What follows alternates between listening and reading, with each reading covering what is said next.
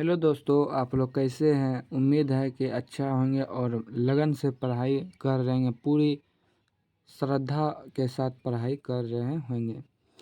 इन्हीं उम्मीदों के साथ आज हम आगे बढ़ते हैं। कल के वीडियो में हमने देखा था कि एपीसी का वैल्यू क्या होता है, किस स्थिति में एपीसी 1 होगा, ये सभी हम कल देखे थे। अगर आप इस चैनल पे नए हैं तो पहले जाके पिछले वाले वीडियो को देखें और चैनल को सब्सक्राइब कीजिए और अधिक से अधिक लोगों में शेयर कीजिए। तो चलिए इन्हीं उम्मीदों के साथ आज हम आगे बढ़ते हैं। आज हम पढ़ेंगे बचत फलन क्या होता है। क्या है बचत फलन, किसे कहते हैं। बचत फलन सेविंग फंक्शन, इससे अभिप्राय आय तथा बचत के बीच फलनात्मक संबंध से है। किससे? आय तथा बचत के बीच फलनात्मक संबंध से है। आय तथा बचत के बीच प्रत्येक संबंध पाया जाता है। आय अर्थात आय के बढ़ने पे बचत भी बढ़ता है। आप इसे मैं ग्राफ के द्वारा मैं आपको बता रहा हूँ, क्योंकि ग्राफ भी बनाने को आता है। मान लीजिए आय हमेशा 0 से शुरू होता है, तो आय को हम लेते हैं 50-60 का गैप लेते हैं। सी को हम क्या लेते हैं, कंजम्पशन को 20, 50, 60, ऐसे आपका मन जो भी। लेकिन सेविंग क्या हो जाएगा, यहाँ -20 है तो इसका 10 के अंतराल लेते हैं, तो -20 -10, ये देखिए यहाँ 0 हो जाता है। तो अब क्या होगा, यहाँ 0 है तो यही क्या हो जाएगा, यही पॉइंट हो जाएगा इक्विलिब्रियम पॉइंट, जहाँ पे आय भी किसके बराबर है, उपभोग के बराबर है, और बचत किसके बराबर है, 0 के बराबर है। तो यह क्या हो जाएगा, इक्विलिब्रियम पॉइंट हो जाता है। ठीक है, आगे हम देखते हैं इसी को हम ग्राफ के द्वारा कैसे दर्शाते हैं। देखिए इधर हमेशा सी को दर्शाया जाता है और इधर हमेशा आई को दर्शाया जाता है। और देखिए सेविंग जो है हमेशा वाई एक्सिस के नकारात्मक निगेटिव साइड से शुरू होता है। तो ये 100 काट दिया, और ये जो देखिए यहाँ वाई, ये सी भी यहाँ मिला और वाई भी यहाँ, तो यही क्या हो जाएगा, मेरा बचत फलन हो जाएगा। अब इसे हम चलिए लिखते हैं, कैसे इसे लिखा जाता है। बचत वक्र ऋणात्मक एक्स एक्सिस से आरंभ होता है, क्योंकि यह Y C greater than Y है तो एस ऋणात्मक होता है।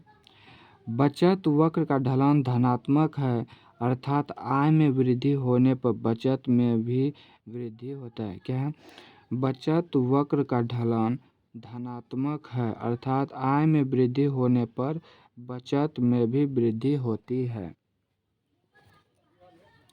आगे हम देखते हैं इसी का इन्हीं में कि तीसरा नंबर पॉइंट में हम देखते हैं कि समविच्छेद बिंदु पर क्या है, समविच्छेद बिंदु पर s इक्वल टू 0 होता है, क्योंकि y इक्वल टू सी होता है, जो रेखा चित्र में बिंदु B द्वारा दर्शाया गया है। पॉइंट नंबर 4 हम देखते हैं समविच्छेद बिंदु के पश्चात बचत धनात्मक होता है, मतलब कि बचत जो है वो पॉजिटिव होगा। पॉइंट नंबर 5 में हम देखेंगे बचत वक्र का ढलान एमपीएस का होता है। ठीक है, तो यहाँ तक आपको समझ में आ गया होगा। अब हम आगे बढ़ते हैं कि एपीएस क्या है। एपीएस किसे कहते हैं, एपीएस को कहते हैं एवरेज प्रोपेंसिटी टू सेविंग। क्या है, एवरेज प्रोपेंसिटी टू सेविंग। इससे अभिप्राय बचत तथा आय के बीच अनुपात से है। क्या है, इससे अभिप्राय बचत तथा आय के बीच अनुपात से है।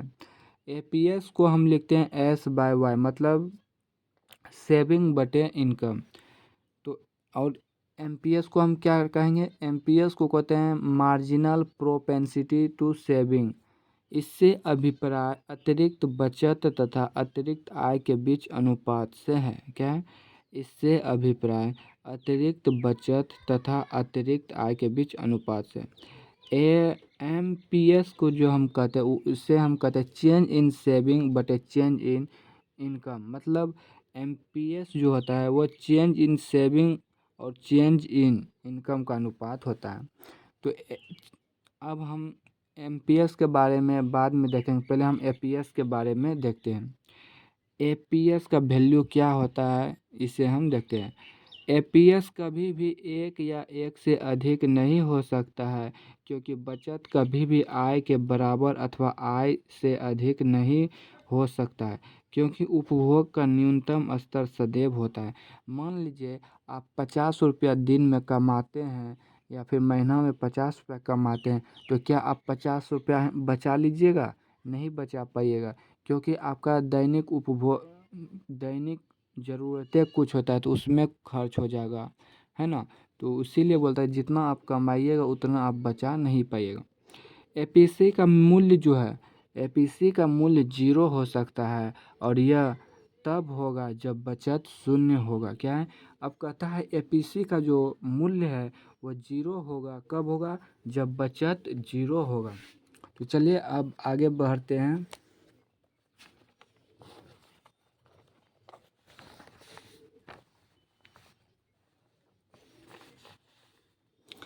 यह एपीएस है ना, कहते एपीसी जो है एपीएस है ना, कहता है एपीएस ऋणात्मक भी हो सकता है जब बचत ऋणात्मक हो। क्या है, कहता है एपीएस जो है ऋणात्मक हो सकता है जब सेविंग मेरा ऋणात्मक हो। अर्थव्यवस्था में आय के स्तर में वृद्धि होने पर एपीएस में भी वृद्धि होता है। कहता है आय जब बढ़ेगा तो एपीएस भी बढ़ेगा। अब हम देखते हैं एमपीएस क्या है। पिछले बार हमने देखा एपीएस किसे कहते हैं, अब हम देखेंगे एमपीएस किसे कहते हैं। एमपीएस हम कहेंगे यह बचत वक्र का ढलान होता है। पॉइंट में लिखना है हमेशा, आप समझ रहे हैं ना। यह बचत वक्र का ढलान है।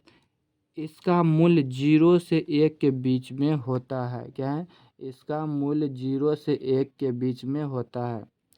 एमपीएस शून्य होगा जब अतिरिक्त आय पूरी तरह उपभोग कर ली जाती है। इसका मूल्य 1 तब होगा जब सारी अतिरिक्त आय की बचत की जाएगी।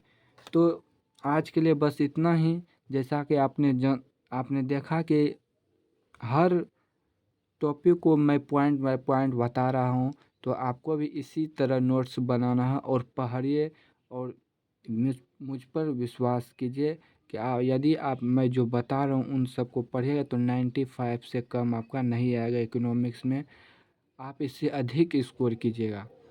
तो आज के लिए बस इतना ही, कल हम आगे बढ़ेंगे।